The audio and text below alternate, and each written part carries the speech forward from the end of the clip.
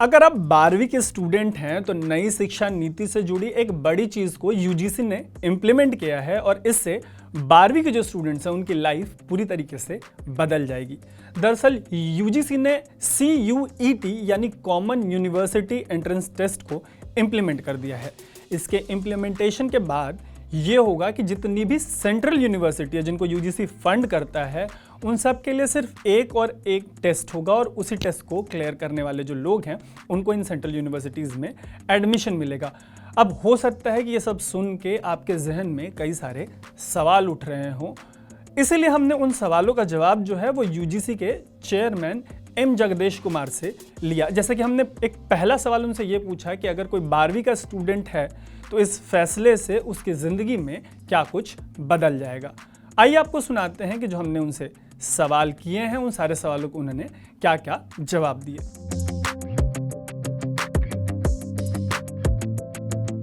देखिए, uncertainty related to high scores in your +2 वो तो ख़त्म हो जाएगा।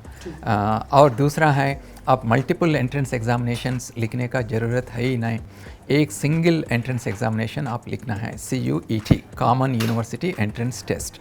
और ये एंट्रेंस टेस्ट में हम स्टूडेंट्स को 6 डोमेन सब्जेक्ट्स में टेस्ट लेने के लिए हम प्रोविज़न प्रोवाइड किया। एक लैंग्वेज टेस्ट है और 6 डोमेन स्पेसिफिक सब्जेक्ट्स हैं और एक फॉरेन लैंग्वेज टेस्ट भी लिख सकते हैं। So there are going to be lot of options to the students and it's a much awaited student friendly reform that UGC is introducing.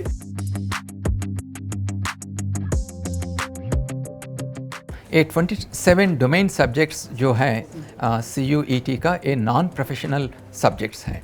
Professional subjects such as BTech, MTech, M.Pharm, वो तो आप जो existing admission policy है, GATE score होगा नहीं तो JEE score होगा, ए score से वो एडमिशन्स आप कंडक्ट कर सकते हैं। लेकिन नॉन प्रोफेशनल प्रोग्राम्स जो है इसको हम कह रहे हैं ऑल 45 सेंट्रल यूनिवर्सिटीज़ में ये मैंडेटरी है कि CUET स्कोर को यूज़ करके एडमिशन करना है। एप्लीकेशन फॉर्म प्रोसीजर जो है, online application form procedure national testing agency first week of April में शुरू करेंगे और CUET को हम जुलाई फर्स्ट वीक में कंडक्ट करेंगे। रिजल्ट्स तो जैसा हम JEE को रिजल्ट्स अनाउंस करते हैं, नीट को अनाउंस करते हैं, कपल ऑफ वीक्स के बाद after 2-3 weeks results will come.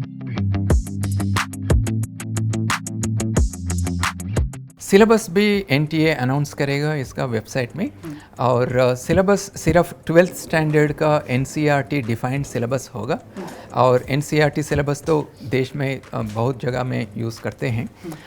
My request to the students is आपका बोर्ड एग्ज़ाम्स जो है इसके ऊपर फोकस कीजिए और without any stress to get 98% 100% आप इसको अच्छी तरफ से करने के लिए कोशिश कीजिए और क्वेश्चंस इसी सिलेबस से 12th स्टैंडर्ड सिलेबस से आएगा CUET में। So therefore there should be no stress in the minds of the students.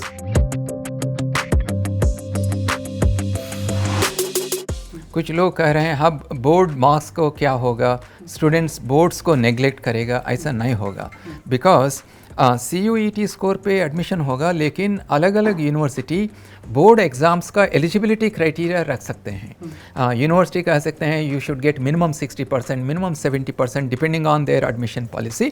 So therefore students have to still focus on the board examinations. और कोचिंग का बारे में मैं ये बताना चाहता हूँ कि कोचिंग कब होगा, जब कम सीट हैं और ज़्यादा लोग इसके लिए कॉम्पीट कर रहे हैं।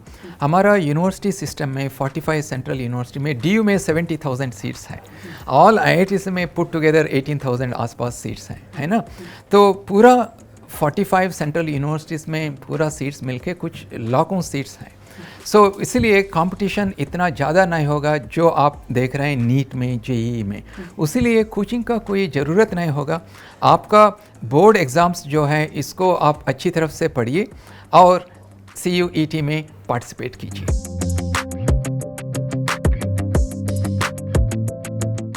CUET आने के बाद कट ऑफ 98 99 रखने का ज़रूरत नहीं है, नहीं पड़ेगा, because admission is going to be solely based on CUET score. तो कुछ परसेंटेज तो रख सकते हैं एप्लीकेशंस को कम करने के लिए, एडमिशन प्रोसेस को अच्छी तरफ से कंडक्ट करने के लिए। जैसा अभी भी कुछ यूनिवर्सिटीज़ में, JNU में है, आपको 55% आना है if you are a general candidate, you have to get 50% if you are a reserved category. जैसा जो एडमिशन पॉलिसी है, CUET इसको चेंज नहीं करेगा, वो एडमिशन पॉलिसीज़ कंटिन्यू होगा, और जो रिजर्वेशन पॉलिसी है वो भी कंटिन्यू होगा। CUET हर ही इंस्टीट्यूशन का जो अलग अलग एडमिशन पॉलिसी है वो तो कंटिन्यू होगा।